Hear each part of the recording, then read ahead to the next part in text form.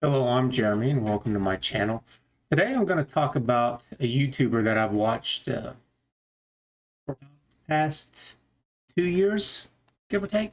And the name of his channel is called Romanian TVee, and I believe his name is V. He doesn't ever introduce himself at the beginning of the videos, so I don't remember. And I really don't care. I don't watch him because I'm going to be friends with him. I like the content that he produces, and it's unique because he's from Romania, and whenever he was young, they were still under communist rule, and he talks about it quite a bit. I think a little bit less now than whenever I first started watching him. I think part of that has to do because he's finding that he's getting more engagement with Americans and dealing with American topics. That's why he speaks English. I mean, how many people speak English versus Romanian? It's like, well, only Romanians. So anyways, this video that I have a link for it down in the description below. He's talking about teachers unions and the pandemic and how teachers unions are in it for themselves. They don't care about teaching the students and how they've been caught. Like I remember this one where this teacher union lady who's a leader within the teachers union was advocating for not going back to work and how dangerous it is. And then a few days later, she's in Cancun or somewhere, some tropical island somewhere, and she's laying down and she's sunbathing, and he's got pictures of her there, and it's like, yeah, that's exactly right. That was her. Those were the pictures, the big controversy for it. It's like you're not afraid of nothing. You don't have a mask on. You've taken a vacation, and they're getting paid for all this stuff for doing nothing. And he talks about, well, they shouldn't be paid. And he starts off showing a clip from Ben Shapiro from the Daily Wire where he is watching a video of supposing, I'm guessing that these are teachers, and they are dancing and saying that children deserve safety. And it's like, what are you talking about? Who's out there celebrating, saying, celebrate good times, and kids are dying? What are you talking about? They are trying to put on this fake lying utopia like things are safe. It's like, no, it's nothing is safe. You don't have 100% safety with anything. Just going out there and driving on the highway or just driving on the streets, you don't know who's out there, who's driving around, who's drunk, who doesn't know how to drive. Maybe they're an immigrant and they haven't learned things. Maybe they're supposed to still be taking driver's ed. Maybe it's somebody who's like a trucker and they've been driving too long and they're sleepy or whatever, or maybe they've become sick. And there's plenty of reasons why accidents happen, and there's nothing that you can do about it. It reminds me of Nadler, that guy back in the 70s, and he was talking about how, well, the fuel tanks here, they're in a position where they're going to explode, and it just takes a $13 part to take care of it. It's like, what are you talking about? There's no such thing as a car that's 100% safe. Whenever they later went out and they did research to find out how bad it was to other vehicles of its make and type, it was on par with all the rest of them. Like that even matters. There's no one size that fits all. Not everybody can go out there and afford a tank. And even if you could, that means that you're safe. That means if there's some kind of problem with the tank and the brakes go out, that's horrible for everyone else who's out there in front of you, because you're going to crush them. You're going to crush the kids. There's no such thing. There's no such thing. I tell you what, if there's something that I really want to stomp into the ground, it's that there's no utopia. Nothing is perfect. Things change all the time, and we make things better. Yes, better. We make progress, and that's what this site is all about. So before I get into it any further, if you're still watching the video, please click the thumbs up button over there. Do it right now, and then that way it will put me up higher in the YouTube algorithm or whichever platform that I'm on, so then that way I can get more coverage, more people can see this. And if you've watched my content for several times now, about 5-6 times, then subscribe, because obviously you're interested in what I have to say and what it is that we're trying to build here.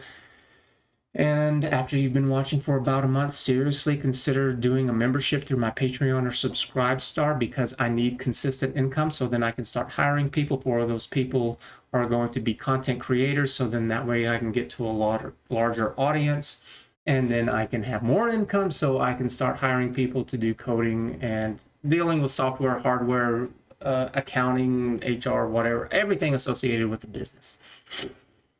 So with that said, back to it. And he shows this video, Ben Shapiro, of these female, or these teachers. They look like they're all girls, but I don't know. I can't tell anymore. And they're dancing. And their children deserve to be safe. It's like, no, they do not, because that is not reality. The world is dangerous, and it's hard, and it's complicated, and you should be telling these kids to grow up. Yes, that's the way that it is. Yes, it sucks, but you'll get by, or else no one would be here. Things are safer than they have ever been before. It's like there's this girl that I know, and she was worried because she moved into a new place, and there was smell of cat urine because the place is cat friendly, and she was worried about her little child. It's like, are you kidding me? Are you kidding me? What a joke. Well, what happened before we had electricity, before we had heaters and air conditioners and vacuum cleaners and all this other stuff? People lived right next to animals. How did we get past the Stone Age? How did we manage to survive with the Renaissance, or just during the Wild Wild West? My grandmother was born in 1919, and she told me that whenever she was little, she could remember that they were still going around on horses, that they had barns. Well, why did those people die? Why didn't every last one of them die? Because people are not that frail. It's like animals live out there in the wild, and so could we if we still had some of those skills. And there are people who do it now. And whenever I had a job for a while where I was working for DirecTV, and one of the things that I had to do was I had to go around personally into their homes to help set up DirecTV if they had never had it or if they were having issues with it. And I went into several people's homes, and they were hoarders, not just of trash, which was really common, but also of pets. I tell you what, you knew you were in trouble whenever, before you even got to the door, you could smell it outside. It's like, oh my, the first couple of times that happened, I almost vomited. I had to go outside. I lied. I said, I forgot something in my car. I'll be right back. Because I was going to vomit right there. I'm not queasy. I'm not queasy at all. But I tell you what, that just about knocked me out. They have friends, they have family, they raise children. Some of them have children in there, and they manage to get by. It's like, I don't understand why people are such cowards and they don't understand anything. It's like all they seem to want to live in is in the world right here, right now, and they don't want to take anything else into contents. It's like, what do you think people in third world nations do? There are people who, they live with trash and filth right now because their country is such poverty. They're just not all dead because that has happened. There are still people who are living in tribes. It's ridiculous. So this crap of children need to be safe, it's like, no, stop coddling them. Tell them to get up. It's okay that you will be there. You will help them. And tell them to go do this. And they talk about this. There's, Jonathan Haidt talks about this, where whenever you go to the school and you're like, open up the playground. Have adults there, but the adults don't need to get involved. Only if a kid gets hurt, but leave them alone, tell them to go play, and let them go do their thing. They don't need this helicopter parenting that's going on. What do they call it? Free-range children. And there's a woman who has written a book about it, about how she lets her kids do all this stuff. I don't know what you're talking about. Whenever I was a little kid, whenever I was growing up, we were in this town, and I rode my bike all over the place. Whenever I was born in Dallas, and we didn't move from Dallas until I hit the first grade. I went all up and down the street and on the blocks, and I knew the neighbors. Nobody thought anything of it at all. And you know what? I grew up just fine. And you know what's going on now is that children are at less risk than ever from being kidnapped. And it's not like it was ever a thing, but it was something that the media propagated because, you know what? Fear sells. And I'm tired of being lied to and manipulated. And that's part of what my website's going to address. I know how to do this. I'm not going into the big parts of it just yet as to how this all comes together. But if this is something that you are interested in, I need you to watch more. Take links of this and give it to your friends and family. Put it on Facebook, Twitter, wherever it is. Oh my goodness. I meant to talk about this video that V put out, and then I got off on a tangent, which seems to be something that's going on quite a bit. But at some point in time, I'll get all of this worked out.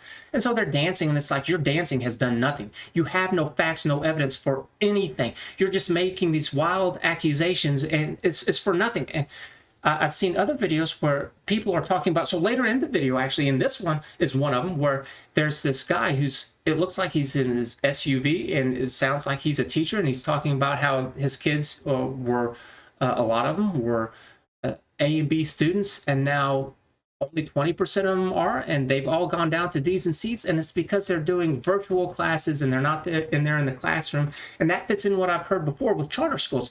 And what happens is that, oh my God, it's like I live in clown world. I saw a debate where they were talking about the problems with charter school, and the people who were opposed to it, they were saying, well, you're only choosing the best of it. And both sides were so damn stupid. It's like, no, that's wrong. That's exactly what it's supposed to be doing. Because we do this right now. We have schools for the deaf and for the blind. We have schools where it's specialized to deal with students if they have any kind of issues. So in that way, you can really focus in on that and deal with it. It's the same thing with kids who have dyslexia. They have to have special kind of an education. They have to view the world differently, so then things will start to click with them. And we should be doing that for people who are extremely smart, or for students, and that they need a bunch of honor roll classes, or for people who are just average, or people who have ADHD, where we haven't looked anything into it at all. We do not need to know how to teach 1 + 1. We know how to do that already. Now we need to divide it up. It shouldn't be that, oh, well, you're going to go to this school because this is where you live, and this is going to be your fellow classmate because they're your neighbor. It's like, no, it should be more specific than that by now.